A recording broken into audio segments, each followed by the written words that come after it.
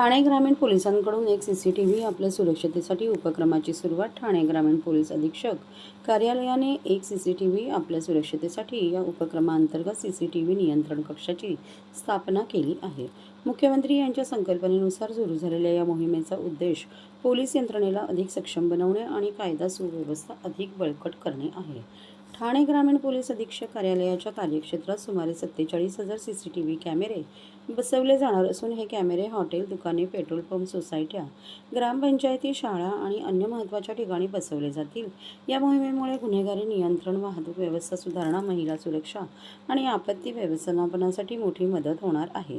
ही योजना प्रभावी करण्यासाठी पोलीस अधिकारी आणि स्थानिक नागरिकांमध्ये समन्वय वाढवण्यात येत आहे. पोलीस स्टेशन आणि सीसीटीव्ही नियंत्रण कक्ष एकमेकांशी जोडले जाणार असून त्यामुळे कोणत्याही प्रकारच्या आपत्तीला वेळीच प्रतिसाद देता येईल. या उपक्रमाचे उद्घाटन विशेष पोलीस महानिरीक्षक कोकण परिक्षेत्र संजय दराडे यांनी डॉक्टर पोलीस अधीक्षक डॉक्टर D.S. स्वामी आणि अपर पोलीस अधीक्षक श्री भारत तांगडे यांच्या उपस्थितीत करण्यात आले. 850 कॅमेऱ्यांचं फीड आज आपल्याला या ठिकाणी येत आहे आणि ही संख्या आणि स्क्रीन आम्ही वाढवत नेणार आहोत. याचा फायदा असा आहे की आज आपल्याला माहीत आहे की आजकाल कोणतीही घटना घडल्यानंतर CCTV कॅमेरा जर तिथे असेल तर ती डिटेक्शनसाठी त्याची मदत होते, ट्रॅफिक मॅनेजमेंटसाठी मदत होते. एखाद्या ठिकाणी जर गंभीर गुन्हा घडला तर त्याच्या डिटेक्शनसाठी सुद्धा आम्हाला त्याची मदत होते. आणि आमच्या इथं जे कंट्रोल रूमला जे प्रशिक्षित कर्मचारी आम्ही बसवणार आहे, संध्याकाळच्या वेळेस मार्केटमध्ये कुठे गर्दी होते का, त्यानंतर कुठे जर चेन स्नॅचिंग झाली तर ते आरोपी कोणत्या दिशेने पळून जात आहे, या सर्व गुन्ह्यांसाठी या सर्व कॅमेऱ्याचं जे नेटवर्क आपण इथं तयार केलेलं आहे त्याची मदत होणार आहे. आणि आता जवळजवळ आपण प्रत्येक पोलीस स्टेशन हद्दीमध्ये प्रत्येक गावामधले जे महत्त्वाचे चौक आहे, महत्त्वाचं मार्केट आहे, मंदिरं आहे, त्या ठिकाणी आपण लोकसहभागातून लोकांना आवाहन केलेलं आहे आणि त्याच्यातले जे महत्त्वाचे इंटरनेट बेस्ड कॅमेरे आहेत त्याचं फीड आपण इथं घेणार आहे. सर, कॅमेऱ्यांच्या देखभालीचं कसं काय असणार? ते कॅमेऱ्यांची देखभाल जे आहे तिथले जे ओनर आहे किंवा मंदिर समिती असेल किंवा सपोज एखाद्या ज्वेलरीच्या मार्केटमध्ये असेल तिथलं व्यापारी असोसिएशन आहे, हे सर्व लोकांनी त्याची जबाबदारी ऑलरेडी घेतलेली आहे. लोकसहभाग आणि पोलिसांचा वॉच या दृष्टिकोनातून हा उपक्रम सुरू झालेला आहे. ते कसं आहे की AI म्हणजे कसं आहे की AI हे डाटा बेस्ड असतो. आज आपल्या संपूर्ण ठाणे ग्रामीण जिल्ह्यातल्या हद्दीतल्या सर्व गावांमधल्या CCTV कॅमेरा लावणं महत्त्वाचं आहे.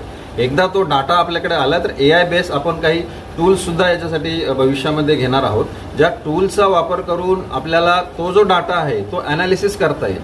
तर ॲनालिसिसमध्ये सपोज काही तडीपार गुन्हेगार आहे, काही वॉन्टेड गुन्हेगार आहे, त्यांचा आपण फोटो लोड केला डाटामध्ये तर तो गुन्हेगार कुठं कुठं दिसतोय का त्याचं आपल्याला ट्रॅकिंग करता येईल. तर सुरुवातीला हे जे उपक्रम आहे हा नेटवर्क आणि डाटा वाढवण्याचा आहे आणि त्यानंतर आपण त्याचा AI बेस नक्की विचार करू. नागपूरच्या घटनेबद्दल मी बोलणार नाही, परंतु बेसिकली आपण कोणत्याही गोष्टीचा पॉझिटिव्ह आपण विचार करणार आणि एखाद्या गावामध्ये जर असा कायदा सुव्यवस्थेचा प्रश्न निर्माण झाला तर ॲट अ टाइम तर सगळे कॅमेरे फुटणार नाही. तिथं पूर्ण गावामध्ये कुठल्या तरी कॅमेऱ्यामध्ये हे दंगलखोर जे लोक आहेत ते कॅप्चर होणार आहे आणि त्याचा आम्हाला त्यांना आयडेंटिफाय करण्यासाठी आणि डिटेक्शनसाठी फायदा होणार. आपल्याकडे स्टोरेज कॅपॅसिटी त्या कॅमेऱ्यामध्ये आहे ना, तो जो कॅमेरा असणार आहे आपण सगळ्यांनी CCTV कॅमेरा बघितला असेल, काही लोक वापर सुद्धा करत असतील तर त्याच्यामध्ये काही CCTV कॅमेरे 7 दिवस स्टोरेज होतं, काही 15 दिवस होतं आणि ते ऑटो राईट त्यामध्ये केलं जातं. तर स्टोरेज कॅपॅसिटी त्याच ठिकाणी आहे. या ठिकाणी आपण तो डाटा इकडे घेऊन प्रोफेशनली त्याचं रेकॉर्डिंग मॉनिटर करत आहात गुन्हे प्रिव्हेन्शनसाठी आणि गुन्हे डिटेक्शनसाठी. आता सध्या 10 स्क्रीन आहे आणि जसजसे कॅमेरे वाढतील तसतसे आमच्या स्क्रीन सुद्धा वाढतात.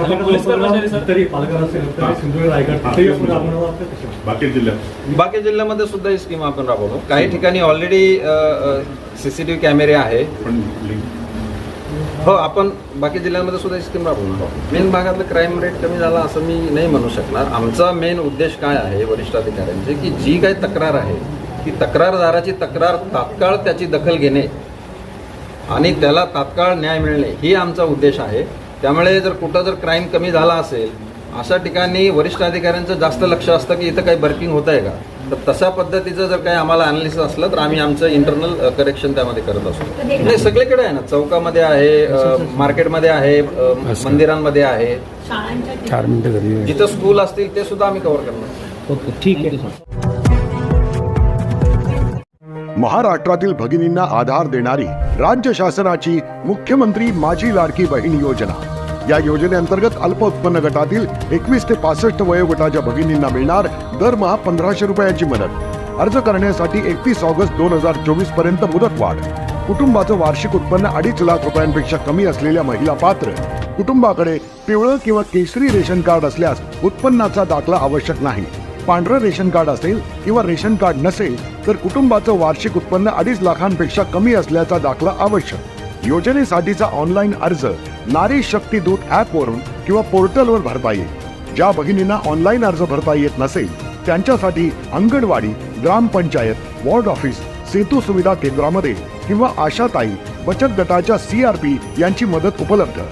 आता आपल्याला अभिमानानं म्हणता येईल, सुखी आणि सुरक्षित आहे माझी लाडकी बहीण.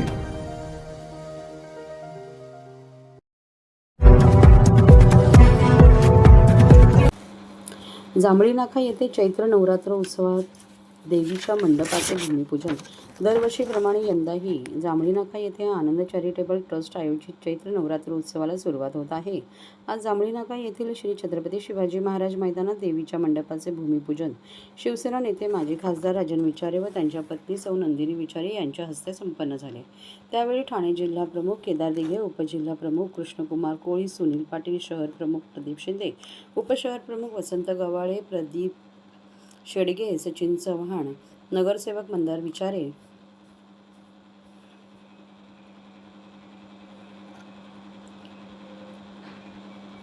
मयूर पवार, लोकसभा सचिव सुरेश मोहिते, विभाग प्रमुख संजय भोईर, प्रदीप पुर्णेकर, प्रशांत सातपुते, प्रकाश पायरे, विनोद यादव, विनायक आंबेकर, शाखा प्रमुख महेश ढोमणे, अमोल हिंगे, राजू ढमाले, रमेश शिर्के, पप्पू आठवल, अशोक घोलप, राजेंद्र महाडिक, सुधीर बोयलोसे, बाबू शेलार, गुरुनाथ पटवर्धन, चंद्रकांत विधाटे, बिपिन गेहलोत, प्रकाश ठक्कर, वरुण मानकामे, महिला जिल्हा संघटक रेखा खोपकर, माननीय नगरसेविका नंदिनी विचारे, उपजिल्हा संघटक आकांक्षा राणे, उपसंघटक मंजिरी ढमाले, ज्योती काळे, प्रमिला भांगे, विद्या कदम, राजश्री सुर्वे, संगीता साळवे, सुनंदा देशपांडे, अमृता तेलवणे, अनुराधाबाई कांता पाटील, गौरी ताम्हणकर, अपर्णा भोईर, कल्पिता पाटील, रसिका सुभेदार, निलिमा शिंदे, पुष्पलता भानुशाली, ऋतुजा शिंदे, लीला भालेराव, सुषमा राणे तसेच शिवसेना, उद्धव बाळासाहेब ठाकरे पक्षाचे पदाधिकारी, युवा सेना व युवती सेना तसेच नागरिक मोठ्या संख्येने उपस्थित होते.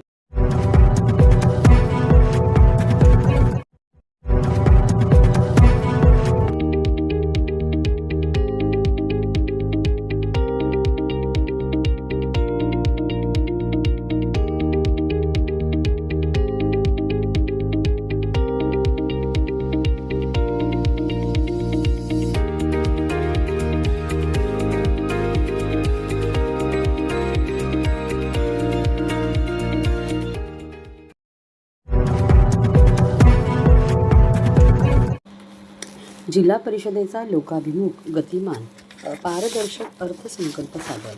ठाणे ग्रामीण भागातील लोकांच्या कल्याणासाठी अर्थसंकल्प मुख्य कार्यकारी अधिकारी रोहन घुगे. ठाणे जिल्हा परिषदेचा 2025-26 या वर्षाचा अर्थसंकल्प आज मंगळवार दिनांक 18 मार्च 2025 रोजी सकाळी 11 वाजता BJ हायस्कूल येथील सभागृहात सादर करण्यात आला. जिल्हा परिषदेचे मुख्य लेखा व वित्त अधिकारी वैजनाथ बुरडकर यांनी मुख्य कार्यकारी अधिकारी रोहन घुगे यांच्याकडे अर्थसंकल्प सादर करण्यासाठी अर्थसंकल्पाची प्रत यावेळी प्रदान केली. जिल्हा परिषदेचे मुख्य कार्यकारी अधिकारी तथा प्रशासक रोहन घुगे यांनी जिल्हा परिषदेचा 108.93 कोटी रुपयांचा अर्थसंकल्प सादर करताना लोकाभिमुख, गतिमान, पारदर्शक अर्थसंकल्प आहे असे प्रतिपादन केले. जिल्हा परिषद सन ठाणे 2025-26 या वर्षीचा रक्कम रुपये 108.93 कोटींचा अर्थसंकल्प सादर करण्यात आला. यामध्ये शिक्षण विभाग 9.65 कोटी, इमारत व दळणवळण 19.82 कोटी, कृषी 3.83 कोटी, पशुसंवर्धन 3.67 कोटी, आरोग्य 3.84 कोटी, ग्रामपंचायत मुद्रांक हिस्सा 32.50 कोटी, लघु पाटबंधारे 2.21 कोटी आणि पाणी पुरवठा 3.64 कोटी निधी एवढा मंजूर करण्यात आला आहे, अशी माहिती जिल्हा परिषदेचे मुख्य लेखा व वित्त अधिकारी वैजनाथ बुरडकर यांनी माहिती दिली आहे. यावेळी अतिरिक्त मुख्य कार्यकारी अधिकारी अजिंक्य पवार, प्रकल्प संचालक छायादेवी शिसोदे, उपमुख्य कार्यकारी अधिकारी सामान्य प्रशासन अविनाश फडतरे, उपमुख्य कार्यकारी अधिकारी ग्रामपंचायत, स्वच्छ भारत मिशन प्रमोद काळे, मुख्य लेखा व वित्त अधिकारी वैजनाथ बुरडकर, कार्यकारी अभियंता बांधकाम पाणी पुरवठा संदीप चव्हाण, जिल्हा आरोग्य अधिकारी डॉक्टर गंगाधर परगे, शिक्षणाधिकारी प्राथमिक बाळासाहेब राक्षे, शिक्षणाधिकारी माध्यमिक ललिता दहीपुले, जिल्हा कार्यक्रम अधिकारी महिला व बालविकास संजय बागुल, जिल्हा कृषी अधिकारी एम बासुटीकर, जिल्हा जलसंधारण अधिकारी दिलीप जोकार तसेच जिल्हा परिषदेचे अधिकारी कर्मचारी आदी मोठ्या संख्येने उपस्थित होते. अर्थसंकल्प सादर करत असताना सर्वात पहिल्यांदा मी सांगितलं की हा अर्थसंकल्प अधिक लोकाभिमुख, अधिक गतिमान आणि अधिक पारदर्शक कसा प्रकारे करता येईल अशा प्रकारच्या सर्व उपाययोजना आपण या अर्थसंकल्पामध्ये सादर केलेल्या आहेत. 108 कोटींचा हा अर्थसंकल्प आज आम्ही सादर करत आहोत आणि त्याच्यामध्ये 19 विभागांमध्ये विविध योजनांसाठी म्हणून हा अर्थसंकल्प सादर करण्यात आलेला आहे. याच्यामध्ये नागरिकांना केंद्रीभूत ठेवून आमच्या जिल्हा परिषदेच्या 16ही विभागांमार्फत जास्तीत जास्त मोठ्या प्रमाणावरती जी अपेक्षित फलनिष्पत्ती आहे ती साध्य करण्यासाठी म्हणून हा अर्थसंकल्प सादर करण्यात आलेला आहे आणि त्याच्यामध्ये कुठलाही मिडलमॅन राहणार नाही आणि कुठल्याही प्रकारचं डिस्क्रिप्शन कसं कमी करता येईल याच्यासाठी विविध पोर्टलच्या माध्यमातून, सॉफ्टवेअरच्या माध्यमातून आणि ऑटोमेशनच्या माध्यमातून हा अर्थसंकल्प हा जास्तीत जास्त लोकांपर्यंत जास्तीत जास्त फलनिष्पत्ती करण्यासाठी म्हणून राबवण्याची आमची संकल्पना. आणि आपण थोडंसं इलॅबोरेट केलं की असं आपल्याला कशामुळे वाटतं, तर त्यामध्ये मी आणखी चांगल्या पद्धतीने तुम्हाला आन्सर करू शकतो. आमच्या म्हणण्याच्या नुसार तर मागच्या वर्षीच्या कंपॅरिझनमध्ये देखील आम्ही अर्थसंकल्पामध्ये भरीव तरतूद केलेली आहे. प्रत्येक ठिकाणी जिथे जिथे डिस्क्रिप्शन होतं ते कमी केलेलं आहे. अर्थसंकल्प तयार करत असताना विविध सगळ्याच सेक्टर्स ऑफ सोसायटीमधून आपण लोकांकडून याच्यामध्ये इनपुट्स घेतलेले आहेत. इव्हन पत्रकार बंधूंमार्फत पण वेळोवेळी ज्या सूचना दिल्या जातात त्यांचा देखील अंतर्भाव करून ज्या योजना अनावश्यक आहेत त्या कमी करून ज्या योजना जास्तीत जास्त फलनिष्पत्तीदायक आहेत अशा योजनांचा याच्यामध्ये समावेश करण्यात आलेला आहे. आपण जर याच्यामध्ये आम्हाला आणखी चांगल्या पद्धतीचे इनपुट्स दिले तर नक्कीच याच्यामध्ये आम्ही सुधारतो. हा अर्थसंकल्प जो असतो हा आपला सेसचा अर्थसंकल्प आहे. हा शासनाकडून मिळणाऱ्या विविध अनुदान आणि विविध निधींच्या पूरक असा अर्थसंकल्प असतो. अशा प्रकारचं जर आपण शासनाच्या आपल्याला विविध सोर्सेसमधून जे अनुदान सेससाठी उपलब्ध होतं ते कन्सिडर केलं तर ते जवळपास 65 कोटींचं अनुदान असणार आहे आणि त्या 65 कोटींच्या अनुदानामध्ये 50% अनुदान हे आपल्याला जिल्हा परिषदेला ठेवावं लागतं, 50% अनुदान हे ग्रामपंचायत स्तरावरती वर्ग करावं. यावर्षी आपल्याला 87 कोटी उत्पन्न मिळणं आवश्यक होतं आणि शासनामार्फत हे विविध टप्प्यांमध्ये उपलब्ध करून दिलं जातं. तर ते त्यापैकी 29 कोटी आपल्याला भेटलेला आहे आणि उर्वरित निधी हा मार्च एंडपर्यंत आपल्याला मिळणं अपेक्षित आहे. त्याच्यासाठी गव्हर्नमेंटकडे आपण मुद्रांक शुल्काची मागणी देखील सबमिट करण्यात आली. त्याच्या अर्थसंकल्पामध्ये नाविन्यपूर्ण अशा बऱ्याचशा योजना आपण केलेल्या आहेत. जसं की मी सुरुवातीला जसं सांगितलं की डिस्क्रिप्शन आपल्याला कमी करायचं आहे. जेवढ्या काही शासनाच्या योजना आहेत आपल्या जिल्हा परिषदेमार्फत राबवण्यात येणाऱ्या त्या सर्व योजनांचं पोर्टल आपण तयार करतोय जेणेकरून जास्तीत जास्त नागरिकांना याच्यामध्ये पार्टिसिपेट करता येईल आणि एकदा आपल्याकडे अर्ज आल्याच्या नंतर त्याच्यामध्ये कुठल्याही प्रकारचं डिस्क्रिप्शन न ठेवता कम्प्लीट रँडमायझेशननी आपण या योजना लोकांपर्यंत पोहोचवणार आहोत. यामध्ये आपण स्मार्ट स्कूल असेल, स्मार्ट अंगणवाडी असेल, स्मार्ट PHC असेल यासारख्या योजना ह्या अगदी चांगल्या पद्धतीने राबवत आहोत. आपल्या मार्फत राबवण्यात येणारा दिशा उपक्रम हा आता शासन स्तरावरती राबवण्यासाठी SCRT मार्फत GR देखील काढण्यात आलेला आहे. अशा प्रकारचे आपल्या जिल्हा परिषदेमार्फत खूप चांगल्या प्रकारचे योजना आपण राबवत आहोत. CSRचं पोर्टल देखील आपण याच्यामध्ये करत आहोत. आपल्या नागरिकांच्या कल्याणाबरोबरच आपल्या एम्प्लॉईजच्या कल्याणासाठी EHRMS पोर्टल असेल, त्याच्यानंतर आपलं त्यांचं मेडिकल बिल रिइंबर्समेंटची प्रणाली असेल, अशा विविध प्रणाली आपण राबवत आहोत यावर्षी अर्थसंकल्पाच्या माध्यमातून.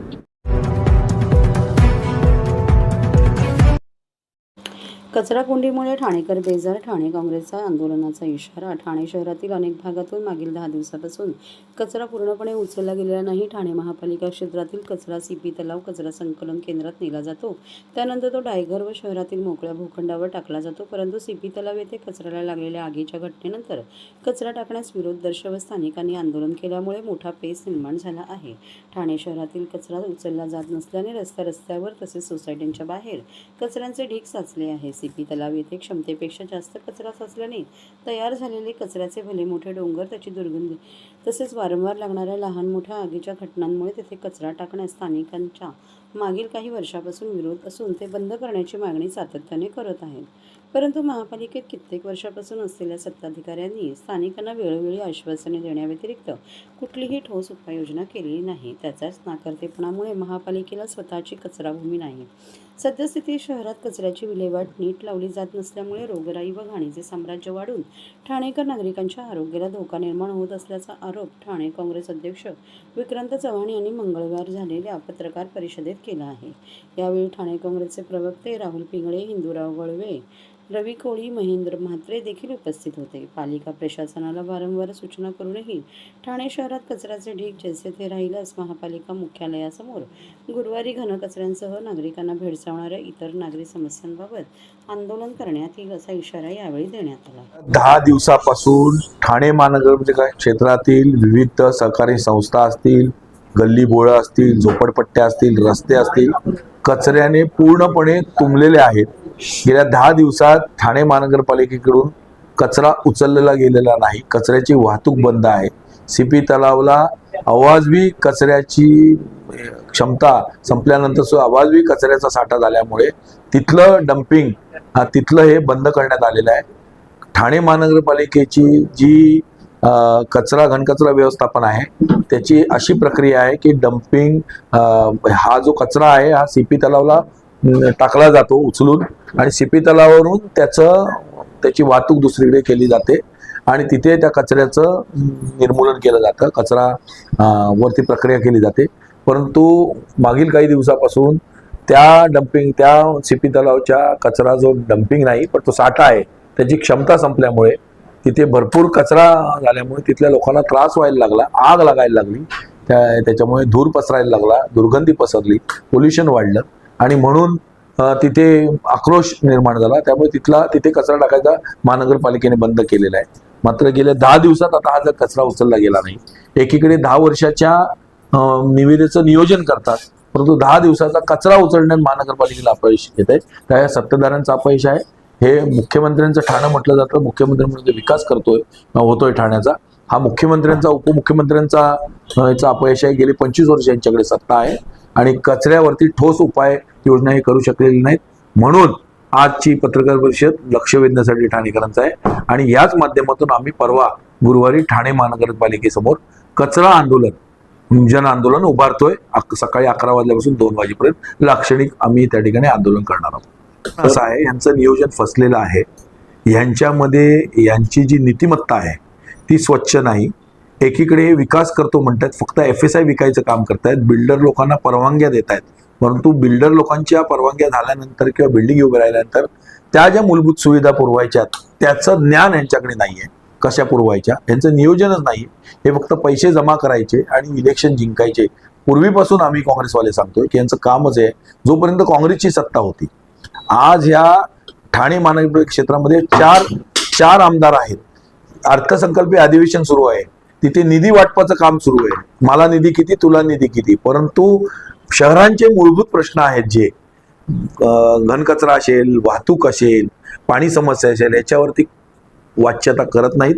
ठाणे महानगरपालिका हे प्रमुख शहरांमधलं एक शहर आहे. नागपूर, पुणे, औरंगाबाद किंवा मुंबई, नाशिक याच्यानंतर ठाणे शहर किंवा नवी मुंबई प्रमुख शहर आहे. एकीकडे नवी मुंबई सारखी शहरं पुढे चाललेली आहेत विकासाच्या दृष्टीकोन, पण ठाणे अनुत्तरित आहे. ठाण्यामध्ये घनकचरा प्रकल्प नाही, ठाण्यामध्ये पाण्याचं धरण नाही आणि त्यामुळे पूर्ण अपयश हे सत्ताधारी पक्षाचा आहे. शिवसेना भाजपाचा आहे, विशेष करून एकनाथ शिंदेचा आहे, नरेश मस्केंचा आहे, प्रताप सरनाईकांचा आहे. असं 100% ठाणे महानगरपालिका सत्ताधारी लुटून खाल्ले. जर पगार द्यायला पैसे नसतील, देयक द्यायला पैसे नसतील, कचऱ्यावाल्याची बिलं 25 कोटी ते सुयशची थकली आहेत, म्हणजे अशी जरी परिस्थिती असेल तर 100% नियोजन कुठेतरी फसलेलं आहे. आणि म्हणून आम्ही मागणी करतोय, ठाण्यात जी शासकीय निधी आली किंवा जो खर्च झाला त्याचं ऑडिट झालं पाहिजे आणि त्याची चौकशी झाली पाहिजे.